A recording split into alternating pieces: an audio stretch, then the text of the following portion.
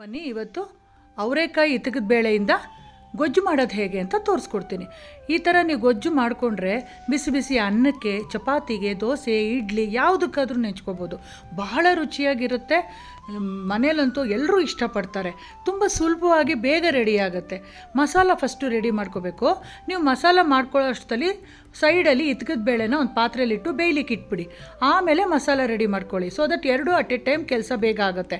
ಒಂದು ಮಿಕ್ಸಿ ಜಾರಲ್ಲಿ 2 ಕೈ ಮುಷ್ಟಿಯಷ್ಟು ತೆಂಗಿನಕಾಯಿ ತುರಿ ಫ್ರೆಶ್ಶಾಗಿ ತುರಿದಿರೋಂಥದ್ದು, 1 ಟೀ ಸ್ಪೂನ್ ಗಸಗಸೆ, 1 ಕೈ ಮುಷ್ಟಿಯಷ್ಟು ಗೋಡಂಬಿ, 1 ಕೈ ಮುಷ್ಟಿಯಷ್ಟು ಕಡಲೆಕಾಯಿ ಬೀಜ, 1 ಟೀ ಸ್ಪೂನ್ ಎಳ್ಳು ಮತ್ತು ಸಾರಿನ ಪುಡಿ ಬಳಸಿದ್ದೀನಿ.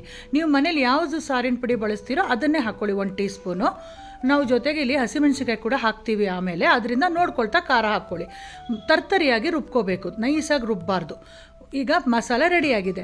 ಈಗ ಒಂದು ಪಾತ್ರೆ ಇಟ್ಬಿಟ್ಟು 2 ಟೀ ಸ್ಪೂನ್ ಆಯಿಲ್ ಹಾಕಿ ಒಗ್ಗರಣೆ ಕೊಡಬೇಕು. ಸಾಸಿವೆ, ಕಡಲೆಬೇಳೆ, ಉದ್ದಿನಬೇಳೆ, ಇಲ್ಲಿ ಮೀಡಿಯಮ್ ಸೈಜ್ ಈರುಳ್ಳಿನ ಸಣ್ಣದಾಗಿ ಹೆಚ್ಚಿ ಸೇರಿಸ್ತಾ ಇದ್ದೀನಿ. ಈರುಳ್ಳಿ ಸ್ವಲ್ಪ ಟ್ರಾನ್ಸ್ಪರೆಂಟ್ ಆಗಬೇಕು. ಆಮೇಲೆ ಕರ್ಬೇವಿನ ಸೊಪ್ಪು, 2 ರಿಂದ 3 ಹಸಿಮೆಣಸಿನ್ಕಾಯಿ. ನಾನು ಆಗಲೇ ಹೇಳಿದ್ನಲ್ಲ ಸಾರಿನ ಪುಡಿ ಕೂಡ ಹಾಕಿರ್ತೀವಿ ಮಸಾಲೆಗೆ ಅಂತ.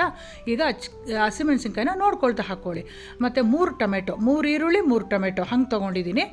ಟೊಮೆಟೊನ ಕೂಡ ಸಣ್ಣದಾಗಿ ಹೆಚ್ಚಿ ಬಾಡಿಸ್ಬೇಕು. ಲಾಸ್ಟಲ್ಲಿ ಕೊತ್ತಂಬರಿ ಸೊಪ್ಪನ್ನು ಹಾಕಿ ಚೆನ್ನಾಗಿ ಟೊಮೆಟೊ ಮೆತ್ತಗಾಗೋವರೆಗೂ ಫ್ರೈ ಮಾಡಿ. ಒನ್ಸ್ ಟೊಮೆಟೊ ಈರುಳ್ಳಿ ಎಲ್ಲ ಮೆತ್ತಗಾದಮೇಲೆ ರುಬ್ಬಿಟ್ಕೊಂಡಂಥ ಮಸಾಲಾನ ಸೇರಿಸ್ಕೊಳ್ಳಿ.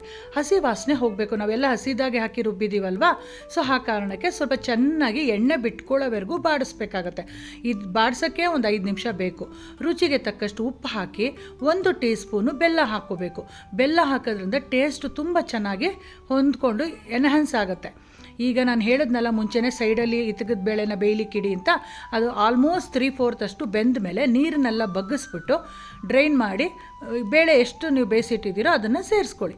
ಈಗ ಬೇಳೆ ಸೇರಿಸಿದಾಗಿದೆ, ಮಸಾಲ ಸೇರಿಸಿದಾಗಿದೆ, ಉಪ್ಪು, ಹುಳಿ, ಬೆಲ್ಲ ಎಲ್ಲ ಸೇರಿಸಿದಾಗಿದೆ. ಈಗ ಚೆನ್ನಾಗಿ ಕುದಿಲಿಕ್ಕೆ ಬಿಡಿ. ಕುದ್ದ ಮೇಲೆ ಬಿಸಿ ಬಿಸಿಯಾಗಿ ಸರ್ವ್ ಮಾಡಿ.